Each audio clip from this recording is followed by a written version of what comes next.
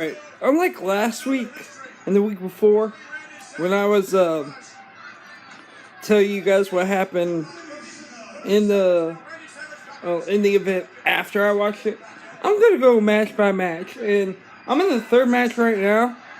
And well, the first match was probably one of the best, most memorable matches of WrestleMania 10, and that was Owen versus Bret, and Owen Hart won cleanly, which is something that's not usual.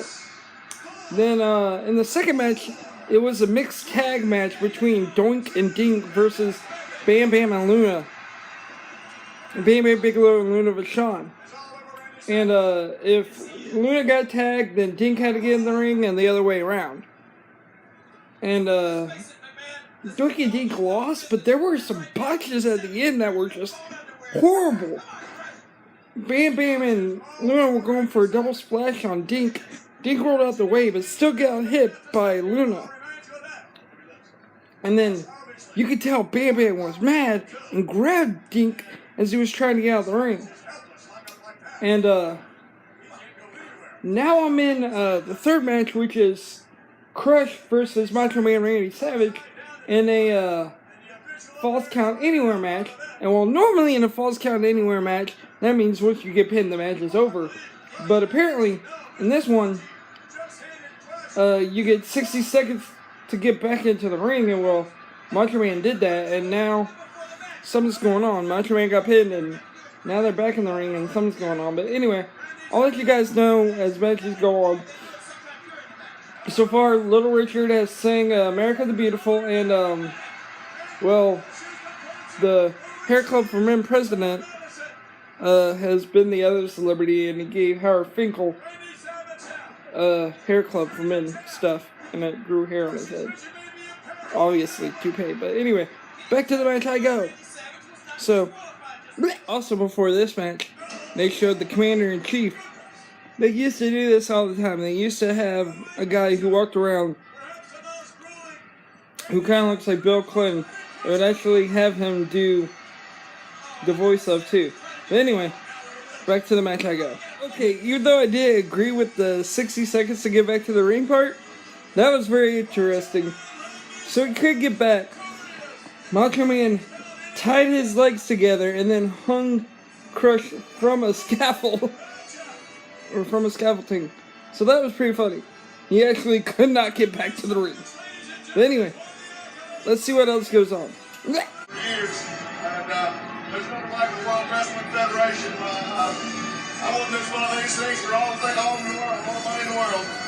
Hey, it's really a thrill to be standing here and talking to you. Started paying their fair share. You gotta love IRS. Ladies and gentlemen from the presidential box, thank you again, sir. Oh my god, that was hilarious. Thank you, sir. Back to the show. Thank you very much. Alondra Blaze versus Leilani Kai. I'm not sure if Leilani Kai still wrestles, but I know for a fact that the referee in this match, Mike Chioda, still refs. And for WWE now.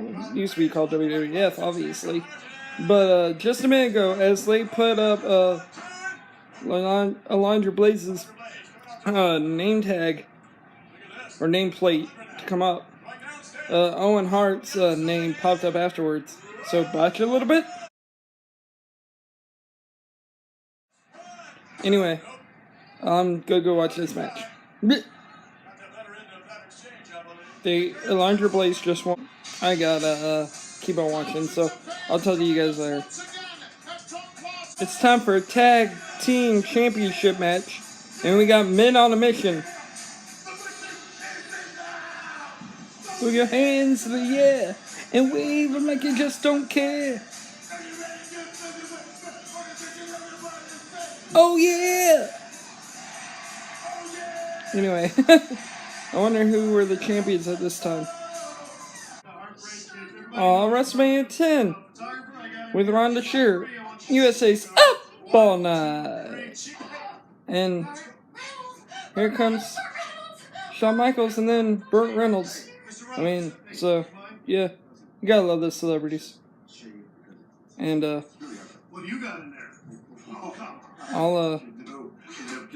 come on, I wanna know who the tag teams are. But, anyway, The tag team champs are the Quebecers, also kind of known as the Mounties in a way. And their manager was Raven before he was known as Raven. So, anyway, go watch the match. Okay, so Men on a Mission won by countout, but they grabbed the belts. That doesn't win you the title unless that's the stipulation. And it wasn't. But anyway. Okay, so for the Lex Luger Yokozuna title match, because at the Royal Rumble, Lex Luger and Bret Hart both hit the floor in the Royal Rumble match at the same time. So, each of them got a title shot at WrestleMania 10. Lex Luger, Yokozuna first, and then the winner goes to face Bret Hart in the last match. Well, this one has special guests. Rhonda Shear is a special timekeeper, and Donnie Wahlberg of NKOTB at the time, New Kids on the Block, is a special guest ring announcer, and Mr. Perfect's the special guest referee. Anyway,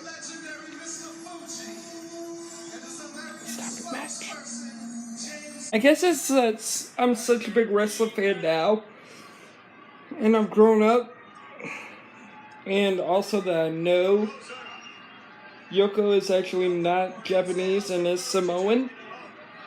It's easier to tell that he is Samoan, and I don't know how they...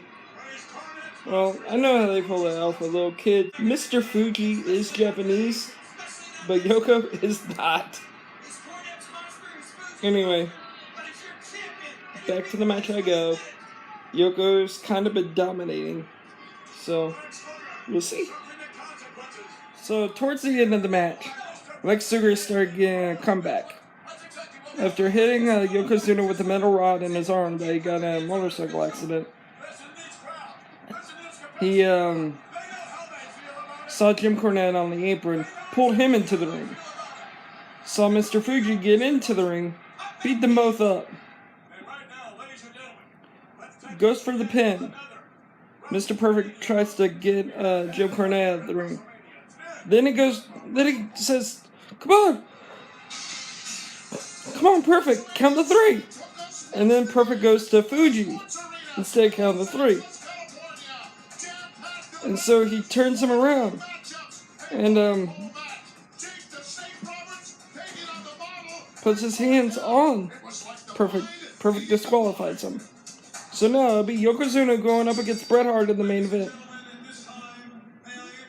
Now, Harvey Whippleman is in the ring, so here we go. The next match. Alright.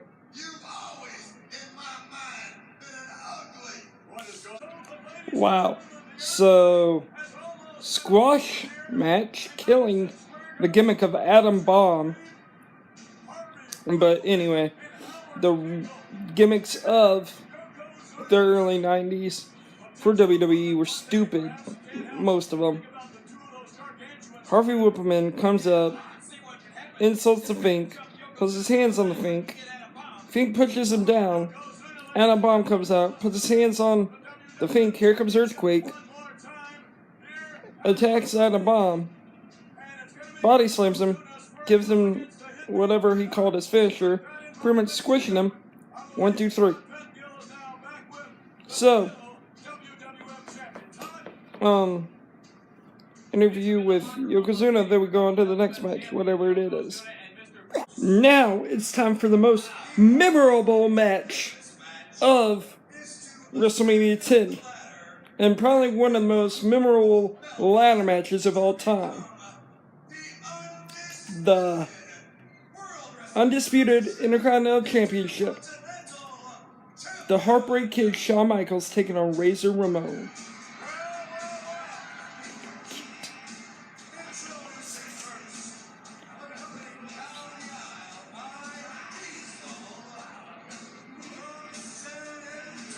Yes, and he has Diesel with him. Awesome.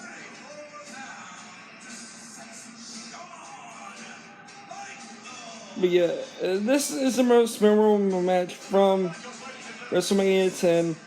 And then it's the one of Owen Hart being Bret Hart, then Bret Hart being Yokozuna, and then probably Yokozuna beating Lex Luger.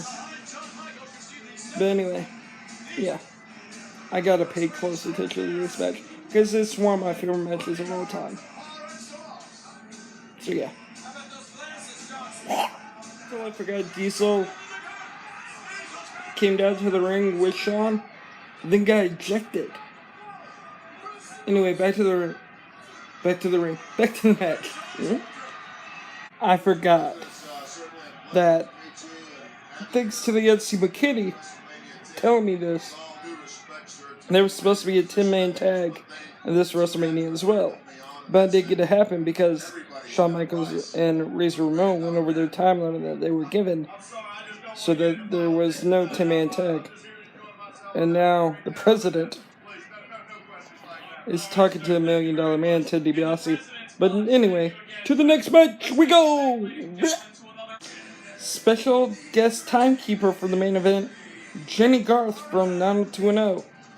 And guest ring announcer, Burt Reynolds. Special guest referee, Roddy Piper.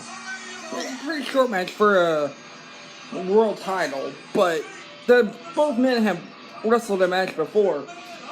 Bret had hurt his knee, and Yoko was knocked out on the last match, so it was a pretty quick match. Yoko dominated until like the last 2 minutes, and then Bret came back and won it. So yeah, I'll give my final thoughts in a second. Lex Luger comes down to the ring, raises Bret Hart's hand. Roddy Piper comes down, and then all the faces come down and pretty much say congratulations. But like I said, I'll give my final thoughts in a minute. So my final thoughts on WrestleMania 10 for my CrayCray Wrestling review.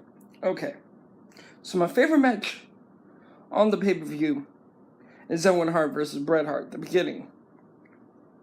I mean, such a good match, both very technical wrestlers, and just the story itself.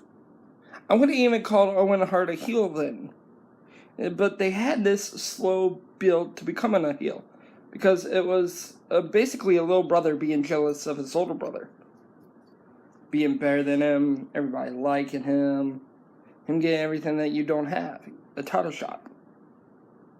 You know, Owen Hart, played that role so well. And even at the end of the pay-per-view, here come all the faces. They lift Bret Hart up. Here comes Owen Hart just standing there, and Macho Man Randy Savage and Gorilla Monsoon are saying, "Come in the ring, celebrate with your brother." He's like, "No, I can't." And you would think that Owen Hart would get the next title shot because he beat the current champion. This was also the move into what they call the New Generation era. Because Hulk Hogan's gone, Ric Flair's gone, Macho Man's about to leave, and this is the move into younger guys, like Shawn Michaels, Bret Hart, Owen Hart, Lex Luger for a little while. I mean, even though he's really not younger, but all the Razor Ramon, all these younger superstars, So this is the New Generation era. And they kept on calling it the new decade, even though, well, the decade began 4 years ago, dude. I'll see you guys next week.